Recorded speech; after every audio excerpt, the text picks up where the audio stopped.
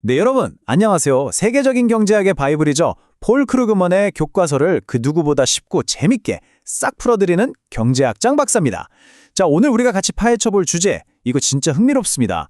어떤 나라는 막 엄청나게 부유한데 왜 어떤 나라는 아직도 가난에서 벗어나지 못하고 있을까요? 이 거대한 질문의 해답을 찾기 위해서 오늘은 시간과 공간에 따른 경제의 비교라는 제목으로 아주 명쾌한 해설 강의를 시작하겠습니다. 자, 저 장 박사만 믿고 바로 따라오시죠. 네, 오늘 우리가 짚어볼 핵심 순서들 화면에 띄워드렸는데요. 1인당 실질 국내 총생산의 진짜 의미부터 시작해서 시간과 공간에 따른 비교, 그리고 마법의 공식인 70의 법칙을 지나서 방글라데시의 현실 경제 사례, 마지막으로 성장의 핵심 엔진인 노동 생산성까지 딱 이 흐름대로 쭉쭉 가보겠습니다. 자, 첫 번째 챕터입니다. 1인당 실질 국내 총생산의 의미. 우리가 경제 성장을 제대로 비교하려면 일단 쓸만한 측정 도구가 있어야겠죠. 우리가 흔히 1인당 실질 국내 총생산, 영어로는 Real GDP for Capita라고 부르는 거 있잖아요. 이거 사실 아주 단순한 개념입니다. 한 나라 안에서 1년 동안 만들어낸 모든 재화랑 서비스의 가치를 싹 다 더한 실질 국내 총생산을 그 나라의 전체 인구수로 딱 나눈 거예요. 쉽게 말해서 국가가 1년 동안 번 돈을 국민들한테 똑같이 공평하게 나눠준다고 쳤을 때 각자 얼마씩 가져갈 수 있는지를 보여주는 지표인 거죠. 근데 여기서 살짝 궁금해지지 않으신가요? 왜 굳이 실질이라는 말을 붙이고 왜 1인당으로 계산해야 할까요? 이게 진짜 중요한 포인트인데요. 물가가 막 오르는 인플레이션의 거품, 그리고 인구가 늘어나서 마치 경제 파이 자체가 엄청 커진 것처럼 보이는 그 착시 현상을 싹 걷어내야 하기 때문입니다. 그러니까 물가 상승이랑 인구 증가 효과를 딱 발라내야만 평균적인 국민 한 사람의 실제 생활 수준이 옛날보다 진짜로 나아진 게 맞구나. 이걸 우리가 명확하게 비교할 수 있는 겁니다. 자, 그럼 이제 제대로 된 측정 도구도 생겼으니 두 번째 챕터, 시간과 공간에 따른 경제의 비교로 넘어가서 세계의 빈부격차를 한번 두 눈으로 직접 확인해 보시죠. 지금 화면에 1900년부터 2016년까지 미국, 중국, 인도의 경제 성장을 쫙 펼쳐놓은 그래프가 보이실 텐데요. 역사적인 격차가 정말 어마어마하죠? 미국 선을 한번 보세요. 지난 100년이 넘는 시간 동안 아주 꾸준하게 우상향하는 길을 걸어왔습니다. 반면에 중국이랑 인도 선을 보면요. 진짜 오랫동안 바닥에 딱 붙어서 가다가 1980년대가 지나서야 거의 로켓 쏘듯이 확 치솟아 오르잖아요. 물론 최근 성장 속도는 정말 무섭지만 그래프 오른쪽 끝을 보시면 아시겠지만 절대적인 수치 자체는 여전히 미국이랑 까마득한 격차가 있다는 거 확실히 보이실 겁니다. 자, 이번엔 시간을 넘어 공간, 그러니까 현대 세계 지도로 한번 쫙 넓혀볼까요? 화면의 지도 색깔이 짙은 파란색일수록 잘 사는 나라라는 뜻인데요. 북아메리카나 유럽, 그리고 오스트레일리아 쪽에 고소득 국가들이 옹기종기 몰려있는 게 딱 보이실 겁니다. 반면에 노란색이나 연한 주황색으로 칠해진 아프리카랑 아시아 쪽에 저 엄청나게 넓은 지역을 한번 보세요. 아직도 전 세계 인구의 정말 상당수가 1인당 소득이 5,000달러, 심지어 1,000달러도 안 되는 곳에서 살아가고 있습니다. 세상이 참 눈부시게 발전했다고는 하지만 여전히 극심한 빈부격차 속에 있다는 걸 이 지도가 조용히 하지만 아주 묵직하게 말해주고 있죠. 다음은 세 번째 챕터입니다. 제가 이 마스터 클래스에서 개인적으로 제일 좋아하는 부분인데요. 바로 복잡한 계산기 없이도 경제 규로가 2배가 되는 시간을 알아내는 마법의 공식 70의 법칙입니다. 화면 중앙에 아주 큼지막하게 써놓은 이 공식, 이게 바로 그 유명한 70의 법칙입니다. 경제 규모나 소득 같은 어떤 수치가 지금보다 딱 2배로 불어났는데 시간이 얼마나 걸릴까? 이걸 아주 기가 막히게 또 대략적으로 계산해주는 마법 같은 공식이죠. 계산법도 너무 쉽습니다. 그냥 70이라는 숫자를 그 변수의 연평균 성장률로 딱 나누기만 하면 끝이에요. 그러면 신기하게도 경제가 2배가 되는데 걸리는 기간이 툭 하고 튀어나옵니다. 말로만 들으면 감이 잘 안 오니까 바로 교과서 데이터를 넣어서 계산해 볼까요? 1900년부터 2016년까지 미국의 1인당 실질 국내 총생산 평균 성장률이 매년 1.9% 정도였습니다. 자, 그럼 이 1.9를 방금 배운 공식에 넣어보는 거예요. 70 나누기 1.9 해보면 대략 37이라는 숫자가 나옵니다. 이 말이 무슨 뜻이냐? 평범한 미국 사람의 소득이 2배로 늘어나는데 대략 37년이 걸렸다는 얘기입니다. 그러니까 한 세기 동안 미국 경제는 대략 이 37년을 주기로 자기 몸집을 계속 2배씩 불려왔던 거죠. 자, 그럼 이 공식을 화면에 띄워드린 최근 국가별 성장률 막대 그래프에 똑같이 한번 써먹어 볼까요?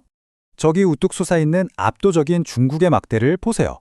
연평균 무려 7.8% 성장입니다. 그럼 바로 계산 들어가야죠. 70 나누기 7.8. 네, 대략 9년 나옵니다. 와, 이거 진짜 엄청난 겁니다. 미국이 경제 규모를 2배로 키우는데 30년 넘게 끙끙댈 때 중국은 불과 9년마다 나라 전체의 경제 규모를 2배씩 복사해서 찍어내고 있다는 거잖아요. 이렇게 간단한 공식 하나로 숫자를 풀어서 보니까 경제의 역동성이 피부에 확 와닿으시죠? 자, 이제 네 번째 챕터입니다. 현실 경제, 방글라데시 사례인데요. 차트나 공식 속에 있는 숫자들이 실제 사람들의 삶을 어떻게 바꿔놓았는지 현실 속으로 직접 들어가 보겠습니다. 화면에 보이는 이 엄청나게 붐비고 활기찬 사진, 바로 방글라데시의 의류시장 모습입니다. 사실 방글라데시가 평소 뉴스의 경제란에 자주 등장하는 그런 화려한 국가는 아니잖아요. 하지만 놀랍게도 최근 한 세대 동안 전 세계에서 가장 위대한 경제적 기적을 만들어낸 국가 중 하나가 바로 이 방글라데시입니다. 아주 성공적인 경제 돌파구를 찾아서 국가의 운명 자체를 확 바꿔버린 진짜 교과서적인 사례거든요. 1971년에 독립했을 때만 해도 방글라데시는 정말 상상하기 힘들 정도로 심각한 빈곤에 시달렸습니다. 그런데 1980년대 들어서 과감하게 정치 경제적 개혁을 밀어붙였고요. 결국 세계적인 의류 수출의 메카로 탈바꿈하는 데 성공했죠. 그 결과가 어땠냐고요? 화면에 정리된 거 한번 보세요. 1990년부터 2016년 사이에 1인당 실제 국내 총생산이 무려 3배나 껑충 뛰었습니다. 그리고 단순히 돈만 잘 벌게 된 게 아닙니다.